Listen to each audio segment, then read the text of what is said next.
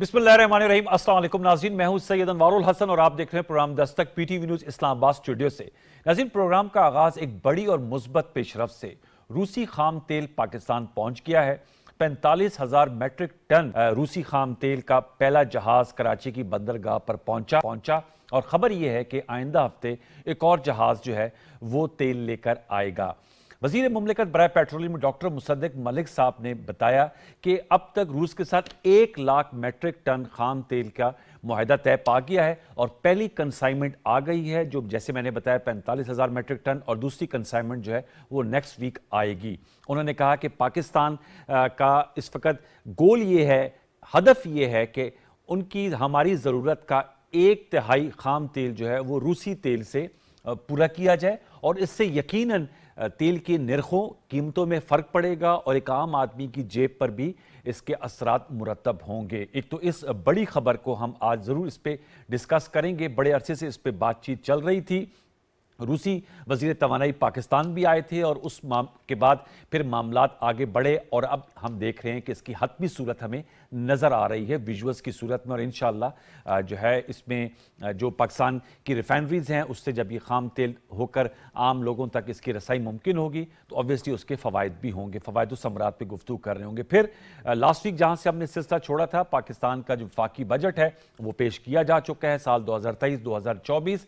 वज़ीर ख़जाना senator Isaac डार साहब ने बजट पेश किया 9 जून को और आज से इसलिए इंपॉर्टेंट है कि पार्लियामान में इस पर बहस का आगाज़ हो गया है। ज़ाहिर बात है इसके चीदा नुकात तो आप सबके सामने जो है वो आ चुके हैं।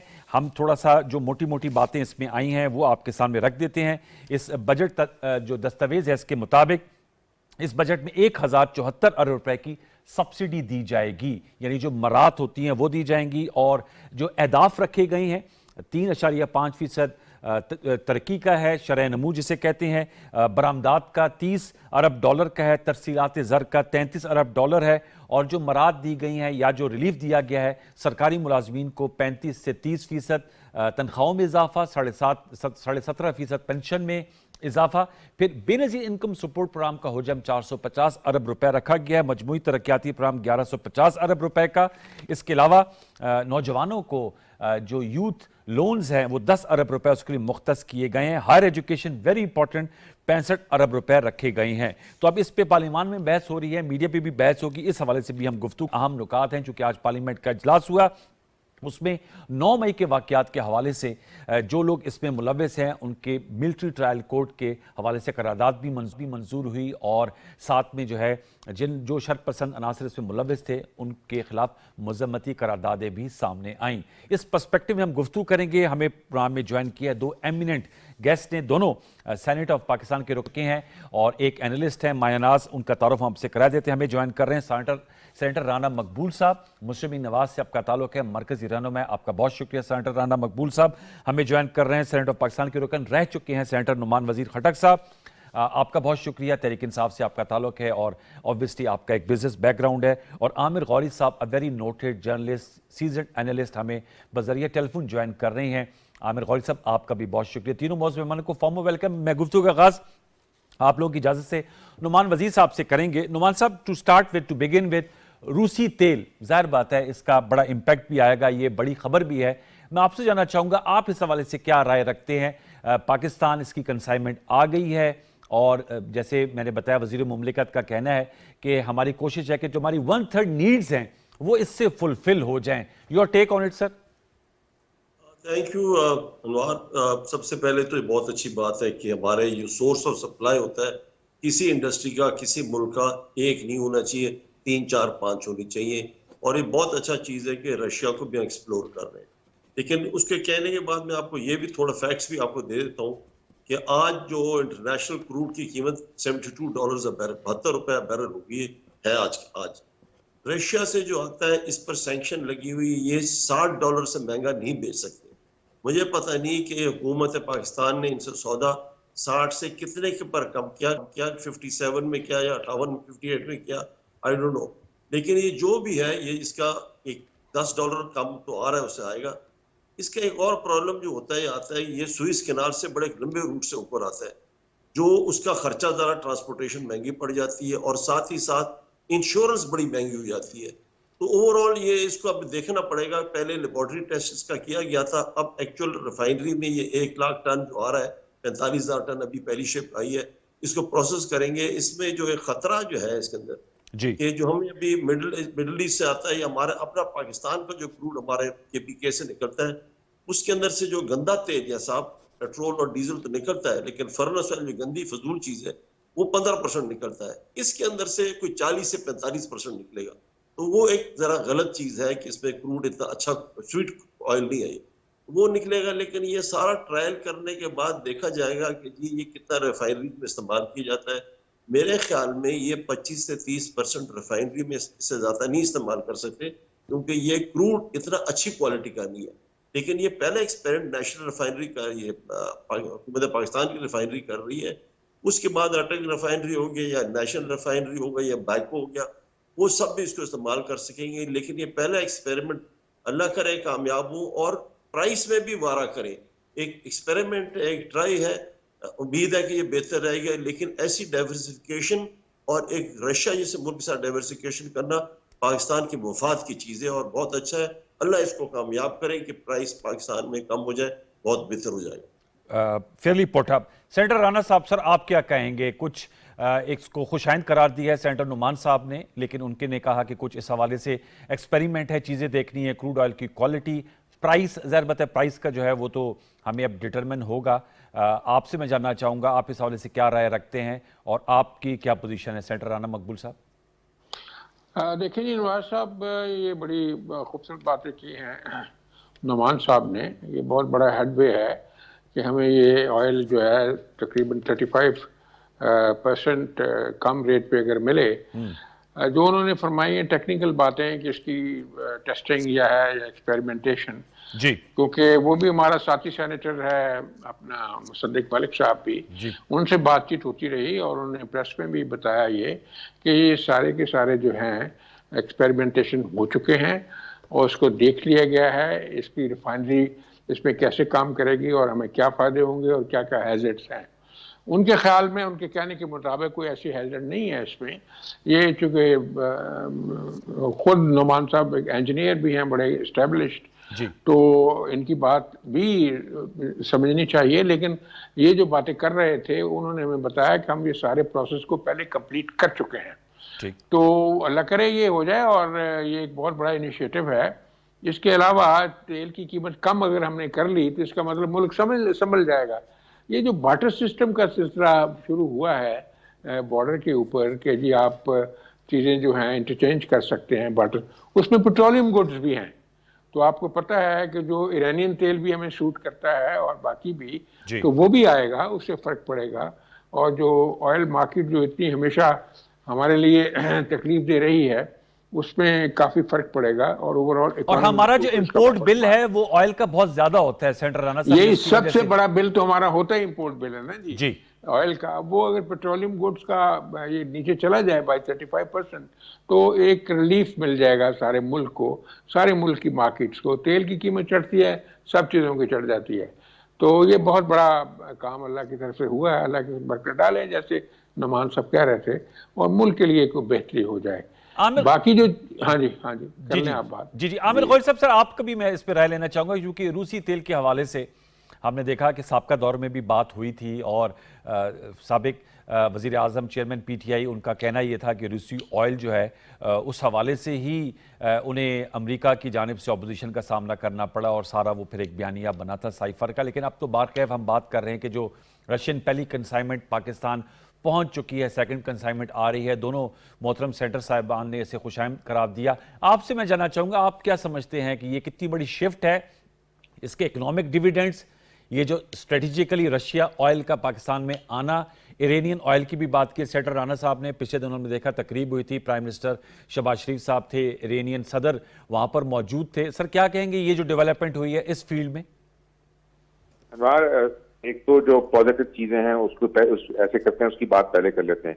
सर देखें, ये अच्छी बात है कि पाकिस्तान ने फाइनली ये डिसाइड किया कि इस बहुत ही इंपॉर्टेंट इशू के ऊपर वो जो उनके एस्टैब्लिश्ड सोर्सेज थे उसके अलावा दुनिया के जो बड़े एनर्जी रिसोर्सेज प्रोवाइड करने मुल्क हैं उनके साथ राब्ता कायम करेंगे।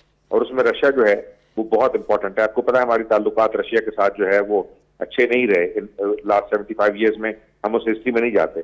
लेकिन देखें इस इशू के ऊपर जो सबसे बड़ी बात है कि अगर फर्ज की हम सिर्फ अपने नेबरहुड में देखें कि इंडिया जो है उसने यानी 2021 में वो 2% ऑयल लेता था रशिया से जी। अब वो यानी कि विद इन 2 years जो इंडिया की एपेटाइट है एनुअल क्रूड इंपोर्ट्स की रशियन, वो 20% से ऊपर निकल गई है। और ये मैं नहीं कह रहा, ये इंटरनेशनल जो मतलब एनर्जी रिसोर्सेज हैं वो उसको कोट कर रहे हैं।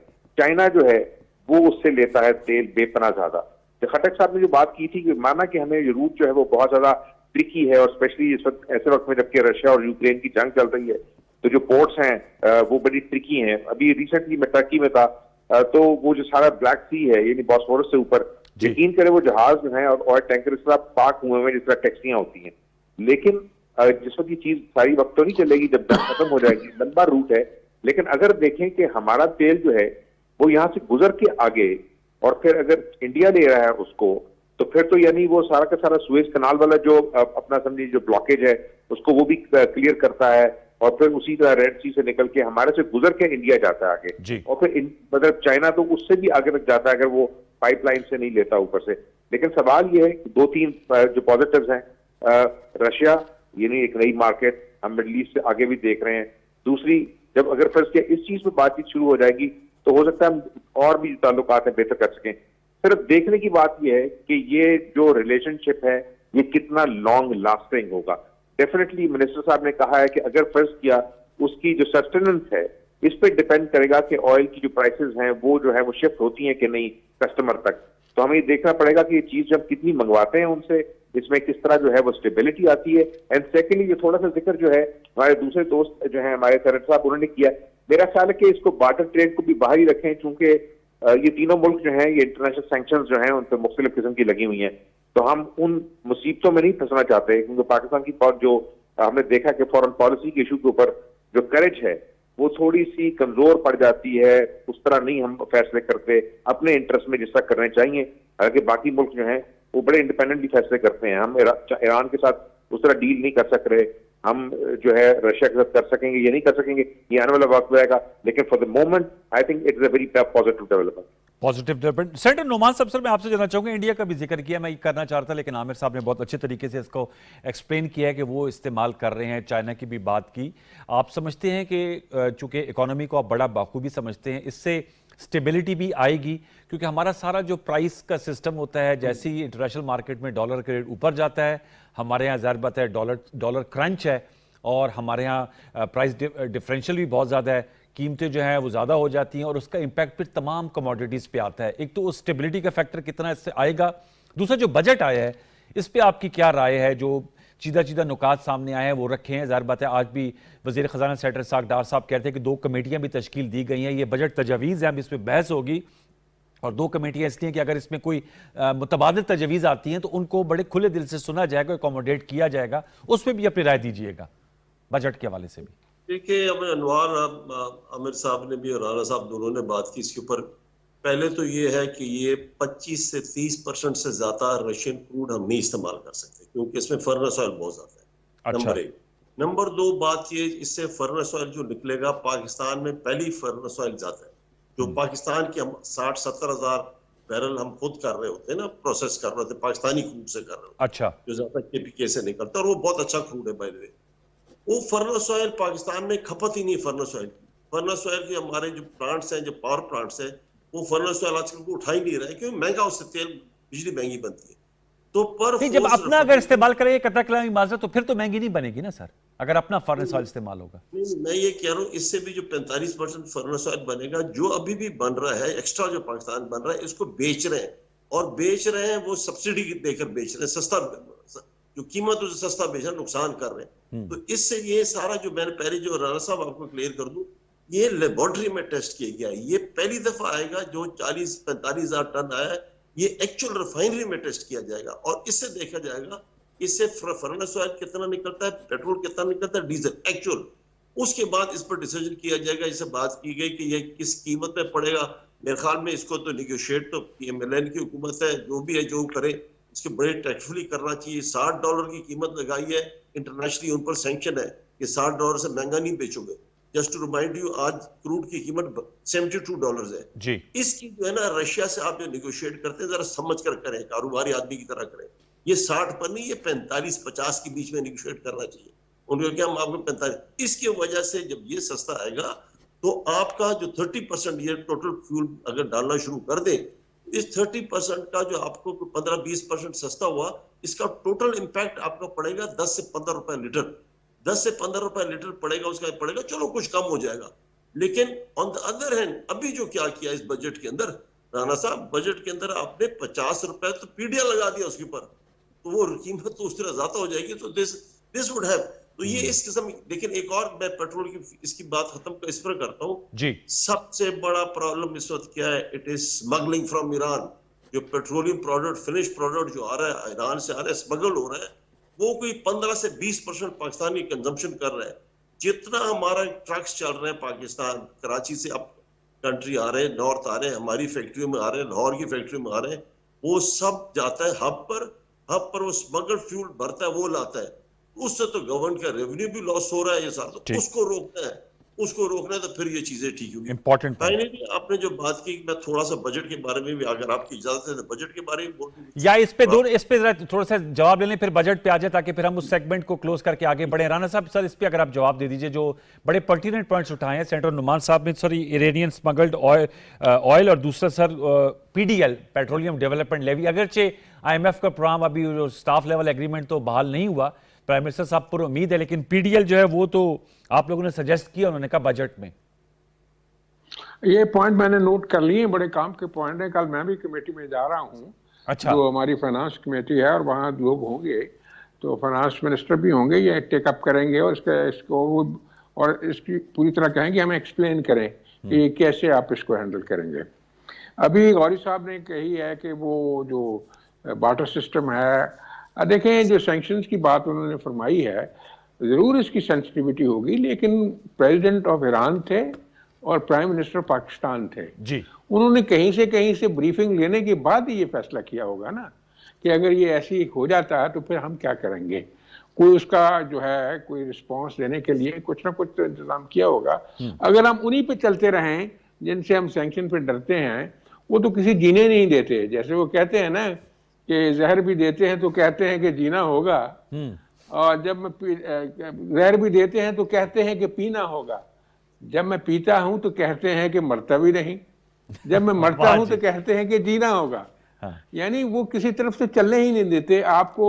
उनको गुस्सा ये चढ़ा हुआ है कि आपको CPEC आपने क्यों रीओपन कर दिया है, आप वहां से क्यों चीजें ले रहे हैं, वहां के हम अपने जो बासियों की जिंदगी का कोई ख्याल ना करें। आगे इतना वक्त गुजर गया है, इसलिए कुछ फैसले तो करने पड़ेंगे आपको। और जिस तरह ये दुनिया की कॉम्बिनेशन और परम्यूटेशन बन रही है, जियोपॉलिटिकल रियलिटीज जिस तरह चेंज हो रही हैं, वो जिस तरह ज्योग्राफी और आपस में जो है रिलेशनशिप चेंज हो रहा है, वो सामने है आपके।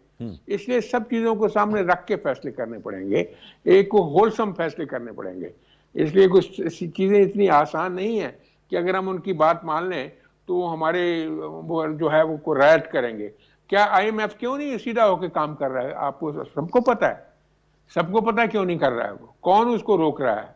इसलिए ये बातें जो है ना जी, ये बड़ी एक तरह से इसकी कोई सदियों पुरानी हकीकत है जो इसके पीछे है।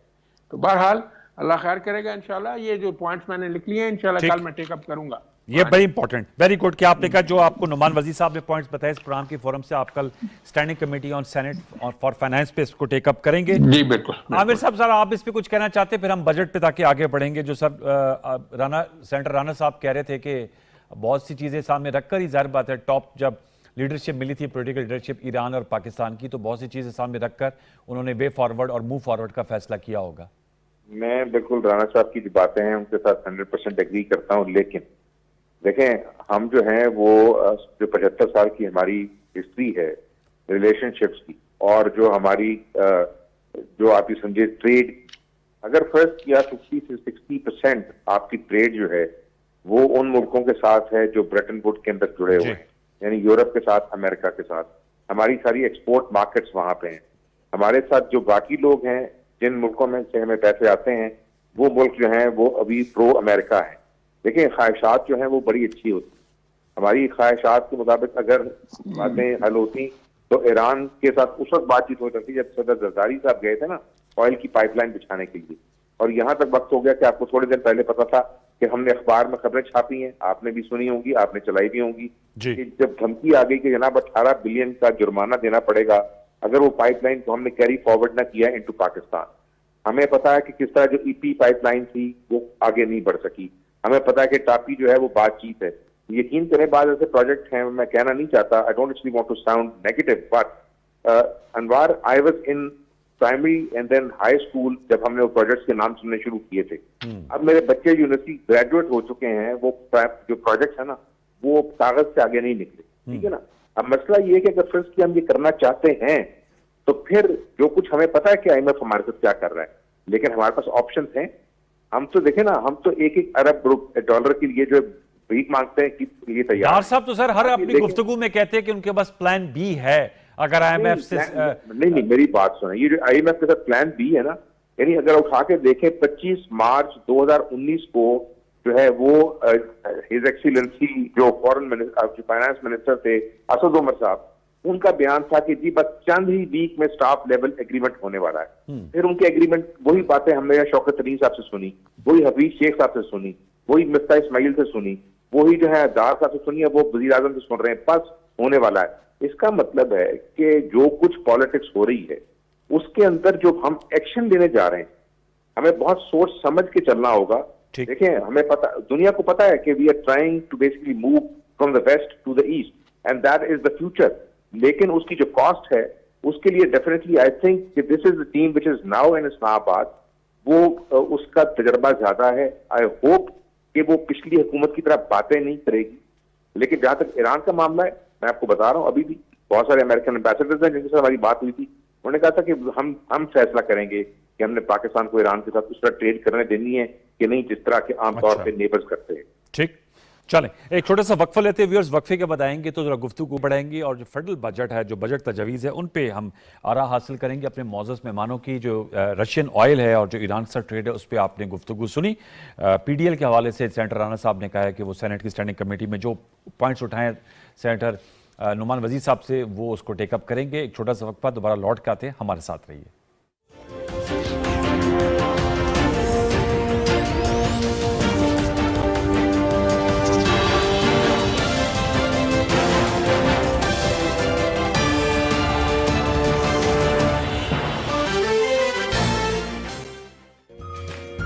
तरह तरह की जगहों के खाने बनाने का शौक है। बहुत मज़े की खुशबू आ रही है। हांडी के साथ आप तिल वाले कुलचे वगैरह यूज़ करें तो वो ज़्यादा अच्छे लगते हैं। Very nice. PTV अपनी रिवायात को बरकरार रखते हुए आपके लिए एक बार फिर से लेकर आ रहा है आप ही का पसंदीदा शो। बना रहे हैं लाहौरी तवा चिकन। हम सब कुछ अच्छा अच्छा आपको बनाना सिखाते हैं ताकि आपका दिन बहुत अच्छा गुजरे। तो इसको 15 मिनट्स लगेंगे तैयार होने में। फर्स्ट बॉयल आ जाएगा तो हम इसको स्लो फ्लेम पे लिड लगाकर रख देंगे। रिवायतों की लज्जत सीजन 2 सिर्फ और सिर्फ PTV होम पर।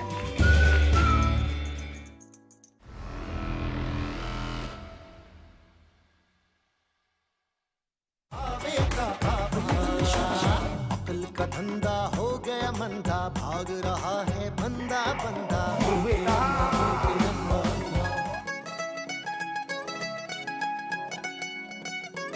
नफीसू, वो उसको दोनों हाथों में उठा के 4 कदम पीछे जाते। मैं एम्बुलेंस में वो मेहंदी तेल मेहंदी लेके गया है ना, वो तेल मेहंदी लेके गए। जी आपका डॉक्टर है। और भाई ये क्या कर दिया तूने? डूबा उभरा उभरा डूबा, उलझा सुलझा टूटा फूटा, आवे का आवाज, आवे का आवाज, आवे का आवाज, आवे का आवाज। सारी जिंदगी ऐसी गुजारी है आपने। अब इस घर की मालकिन मैं हूँ। आवे का आवाज।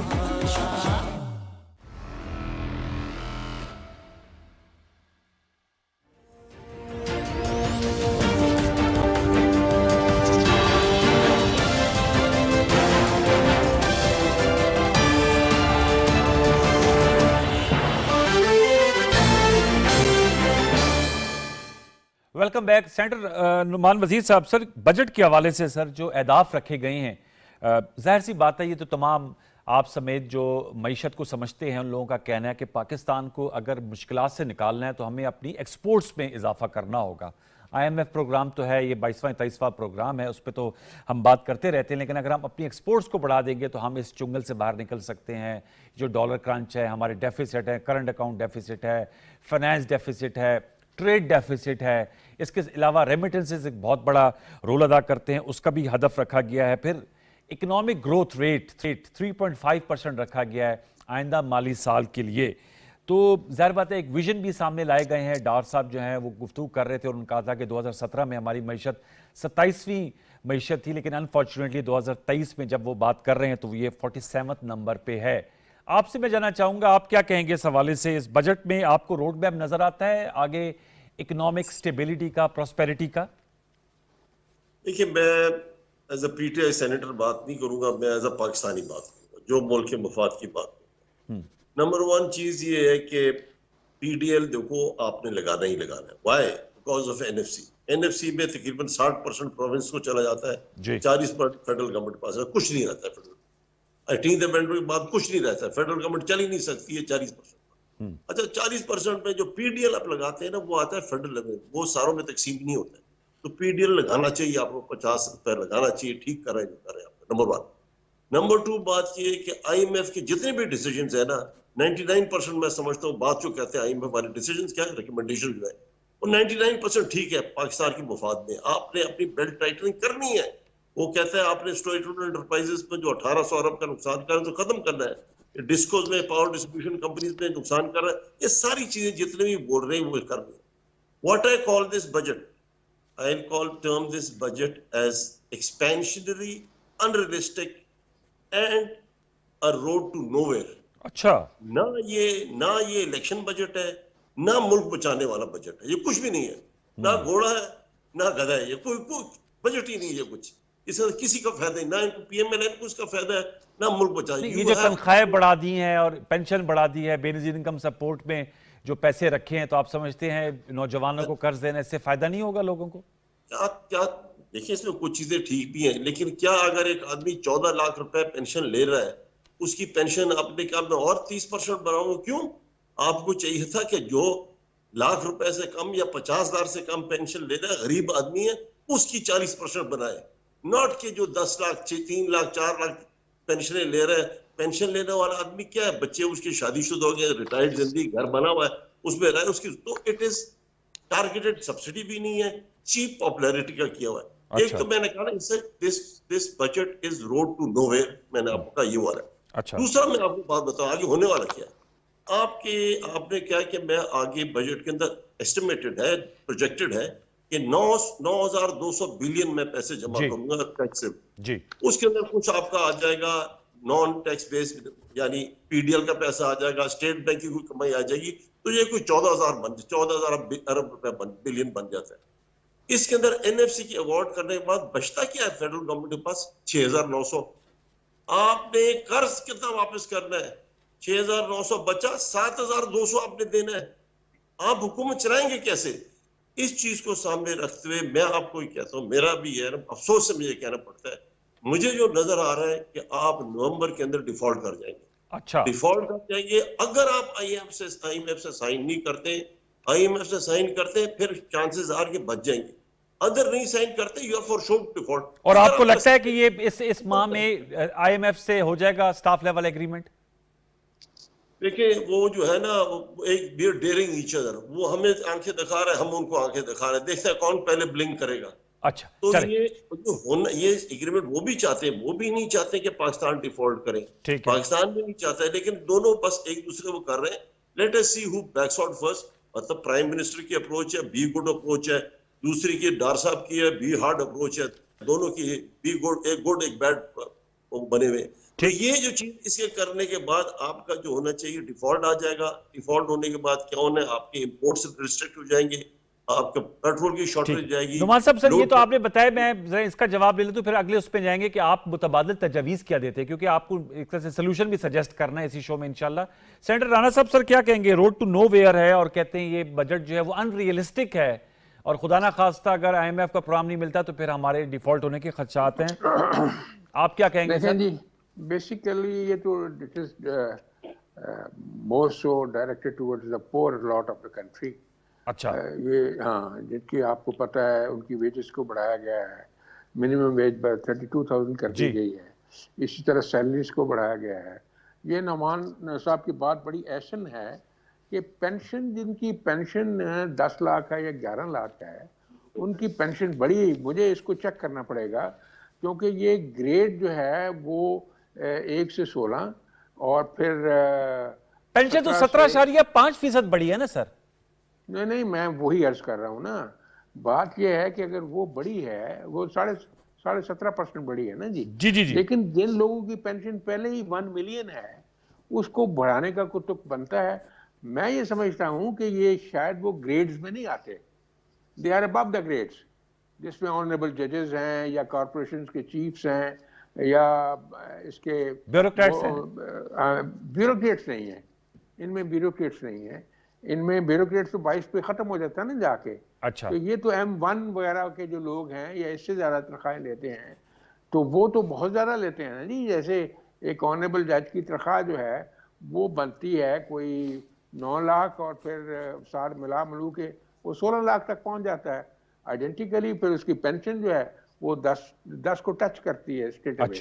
तो वो ठीक है बात नुमान साहब की। इसके लिए इन सेगमेंट्स के लिए एक ऑस्टेरिटी ड्राइव होनी चाहिए, उनकी जरूरत भी नहीं है। वो बिल्कुल ठीक कहते हैं, सारे ये वेल टू डू लोग होते हैं, इनको कौम की खातिर थोड़ी कुर्बानी करनी चाहिए और इनको इतना ज़्यादा पे नहीं करना चाहिए जिसकी कोई जस्टिफिकेशन ना हो।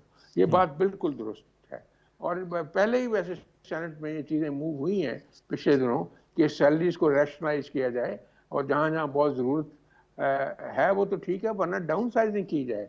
हमारा मुल्क अफोर्ड नहीं कर सकता कि हम इतनी ज़्यादा सैलरीज और इतनी ज़्यादा पेंशन दें। ठीक है। बाकी जो है एग्रीकल्चर में आपको देखें उन्होंने यानी 50,000 ट्यूबवेल्स को सोलर देने के लिए जो सॉफ्ट लोन्स का कहा है और नौजवानों को कर्जे देने के लिए कहा है और बहुत सारी फैसिलिटीज ऐसी एक्सटेंड कर रहा है ये बजट जो है। वो कहते हैं जी पैसे कहाँ से आएंगे? तो पैसे तो आप इस तरह करें ना, आप कर देना एक आध प्राइवेटाइज कर देना एक आध कंसर्न को, आपके पास बहुत पैसे हो जाएंगे। तो करना है कुछ, उसकी पॉलिटिकल विल है राणा साहब? हाँ जी बिल्कुल है। और प्राइवेटाइज करने की हाँ बिल्कुल है। मैं एक तजवीज मैं देता हूँ इसमें, आपका यूथ जो है ये बहुत ज्यादा अनएम्प्लॉयड है। आपको याद होगा, आप तो बहुत बाद में माशाल्लाह दुनिया में आए हैं, मैं और नमान साहब होंगे जरूर उस वक्त जब एक NDVP प्रोग्राम आया था, नेशनल डेवलपमेंट वॉलंटियर प्रोग्राम।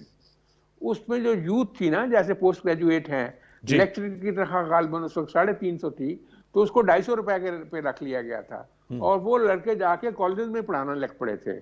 कोई इन्विजिलेटर्स मुकर्रर कर दिए गए थे, कुछ जो ज़राअत वाले लोग थे उनको ज़राअत के साथ अटैच कर दिया गया था और बहुत सारा यूथ का जो था एक जो है लार्ज नंबर ऑफ यूथ, वो उनको छोटी मोटी एम्प्लॉयमेंट मिल गई थी।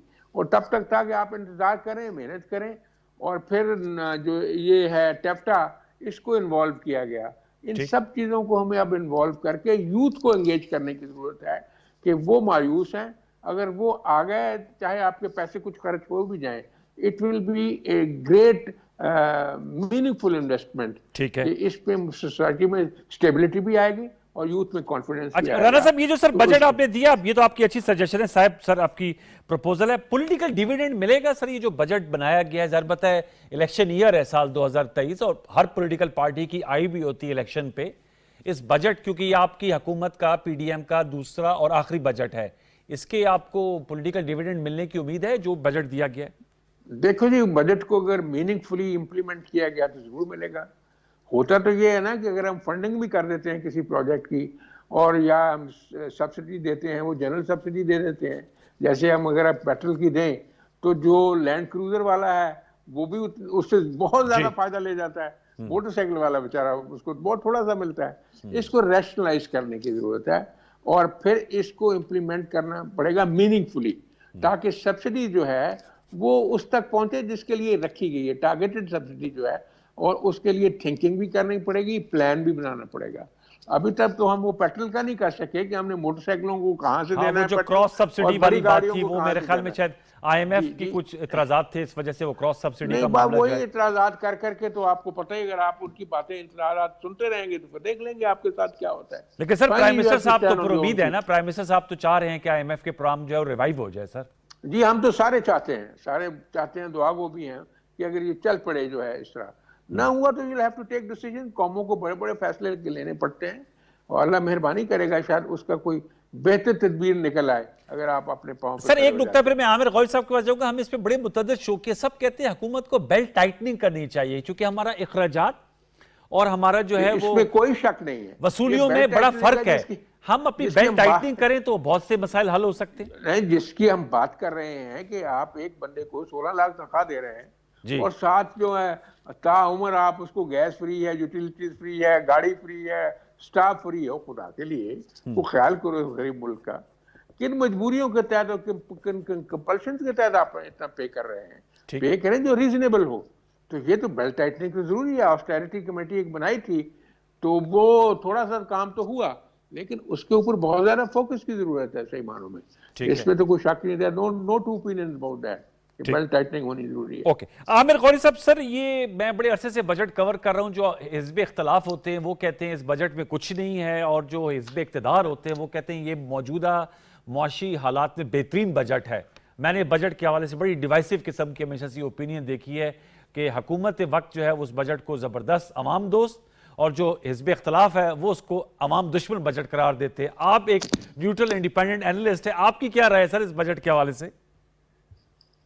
अनुवाद देखिए, मैं जो है ना, मईशत मेरा बड़ा कमजोर सब्जेक्ट है अवाम की पर्सपेक्टिव से सर।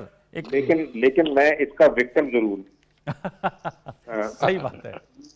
और इस वजह से ये देखेंगे जो बजट आया, इस पर अगर 2 मिनट मुझे दें आप सर। ये 3 महीने से कम की हुकूमत रह गई है अगर मामला उस तरह चले जिस तरह चलने चाहिए जी। तो इसका मतलब था कि आप इस पर जो मर्जी वादे करते, उनको पता था कि हम इसलिए ये दे रहे हैं वादे कि देखें जी अगर आप हमें हुकूमत में रखेंगे तो हम ये वादे पूरे करेंगे, अगर नहीं रखेंगे तो फिर आने वाली हुकूमत अपना बजट खुद बनाएगी।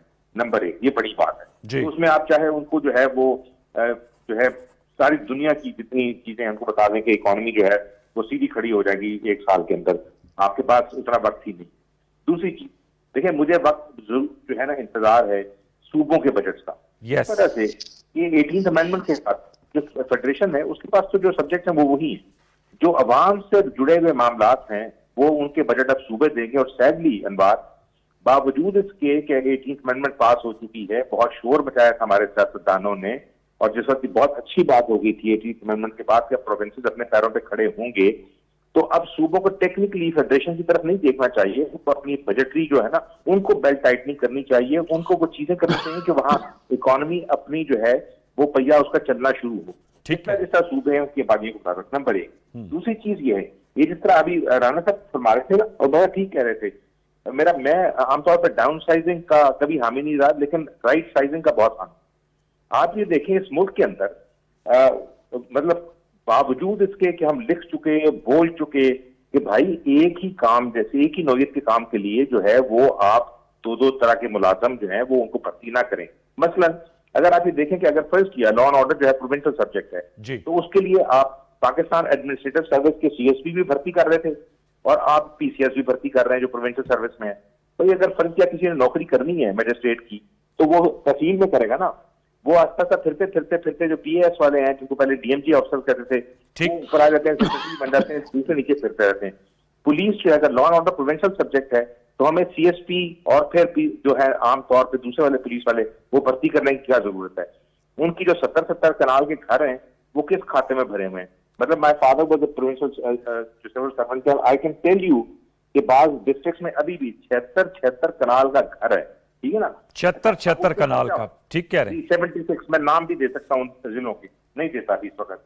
लेकिन ये जो इशू है ना कि बेल्ट टाइटनिंग, देखें अगर तो फिगर्स सही हैं कि 60% आबादी इसकी जो है पाकिस्तान की वो इस पर यंग है, यूथफुल है, 30 से नीचे है, उसके ये मसाइल ही नहीं, इसलिए कि उसके तो वसाइल ही नहीं, ठीक है ना, तो वो गाड़ियां इस्तेमाल तो कर ही नहीं रहा, वो तो उसका तो मोटरसाइकिल नहीं चल रहा। हमें ये देखना है कि जो सबसे बड़ी बात है कि देखें बात शॉर्ट टर्म जो है ना वो इश्यूज वो इस हुकूमत को लेने पड़ेंगे। लेकिन हमें जो मीडियम टर्म और लॉन्ग टर्म जो इश्यूज हैं, ठीक है, Pakistan will have to become a connectivity hub, और उसके अंदर हम अभी तक जो है ना वो बाज़ औक़ात पॉलिसी में उन मुल्कों का नाम नहीं लेते कि शायद वो पॉलिसी का हिस्सा नहीं है, लेकिन अगर साउथ एशिया को जुड़ना है मिडिल ईस्ट के साथ, अगर साउथ एशिया को जुड़ना है सेंट्रल एशिया के साथ, वेरी इंपॉर्टेंट तो पाकिस्तान अपनी ज्योग्राफी को इस्तेमाल करते हुए उस तरह बनेगा जिस तरह बेल्जियम जैसे मुल्क हैं जिनकी अपनी कोई इकोनॉमी नहीं है, लेकिन वो अपने रोड नेटवर्क से टॉल के जरिए पैसे इकट्ठे करते हैं। Sir very important suggestion sir. Aamir भाई मेरा चूंकि वक्त खत्म हो जा रहा है सर, बहुत अच्छी सजेशन आपने दी है। मैं चाहूंगा कि नुमान साहब आप भी सर सजेशन दे दीजिएगा इख्तिसार के साथ, और फिर राना साहब हम क्लोज करेंगे क्योंकि मैंने नुमान साहब आपसे कहा था। सर कुछ सजेशंस आप काइंडली कर दे दें इख्तिसार से। देखिए मेरे ख्याल में एक सजेशन तो मैं से पहले कि वो टैक्सेस लगाए हैं कॉर्पोरेट सेक्टर के ऊपर, 29% टैक्स लगा हुआ है, 10% सुपर टैक्स और लगा दिया, 15% डिविडेंड पर टैक्स देंगे, 10% बोनस पर देंगे, 23% मार्कअप देंगे कि ये 74% बन गया। पीछे कुछ नहीं बचा, पाकिस्तानी इन्वेस्टर भी नहीं करेगा इस पर, लोग बाहर के तो छोड़ें। लेकिन I conclude with this thing कि जब तक एक हुकूमत ऐसी आए या ऐसा चार्टर इकोनॉमी साइन किया जाए जिसमें सब सियासतदान बैठे हो, एग्री करें, वरना क्या होता है राना साहब पीएमएल वाले बात करेंगे कि एसओईस को खत्म करें, हम कहेंगे नहीं आप जो जालिम है, आप जुल्म कर रहे हैं, लोगों को बेरोजगार करें। ठीक है, पावर में गवर्नमेंट में हम ये बात करें तो राना साहब कहेंगे आप जो जालिम है। इसका सिर्फ हल ये चार्टर ऑफ इकोनॉमी सब बैठे फिर कर रहे हैं, वरना otherwise you are heading for a technocrat government जो अगले 3 सालों के लिए रहेगी। बहुत अहम नुकात आपने उठाया सर चार्टर ऑफ इकोनॉमी का। सेंटर राना साहब सर टू क्लोज काइंडली कहिएगा, एडमिनिस्ट्रेटिव रिफॉर्म्स की भी आमिर गौहर साहब ने बात की, चूंकि आपका भी जाहिर बात है एक पस मंजर है उस हवाले से, सर बताइएगा। और जो चार्टर ऑफ इकोनॉमी की बात की है, हमारा जो वीकेस्ट एरिया है वो इन्फोर्समेंट है। हम टैक्स लेवी कर देते हैं, हम टैक्स रिकवर कर लेते हैं, हमारे टैक्स ऑफिशियल जो हैं वो मिक्सअप होते हैं, उनको कौन चेक करता है, उनकी कौन अकाउंटेबिलिटी करता है। हम ये नहीं, this is one of the major reasons कि हमारा जो फंक्शनरी है वो अपना काम ठीक नहीं कर रहा है। इसी तरह कस्टम में होता है। तो इसलिए इस अकाउंटेबिलिटी के मैकेनिज्म को मीनिंगफुल बनाने की जरूरत है, और आपके पास इतनी कोर ऑफ सुपरवाइजर्स होनी चाहिए तो इफेक्टिवली इसको मैनेज कर सके, तो आपके डिविडेंड जो है टैक्स के बढ़ जाएंगे। अगर आप इस तरह किताबों में कहते रहे और टीवी पे बोलते रहे तो आपके टैक्स नहीं बढ़ सकते, आप रिकवरी नहीं बढ़ा सकते। एक और चीज है कि जो फंक्शनरीज आपका बहुत अच्छा काम करते हैं उनको इंसेंटिवाइज करना चाहिए, उनको रिवॉर्ड देने चाहिए जो काम करते हैं, जो नहीं करते उनको पूरी तरह से अकाउंटेबल ठहराया जाए।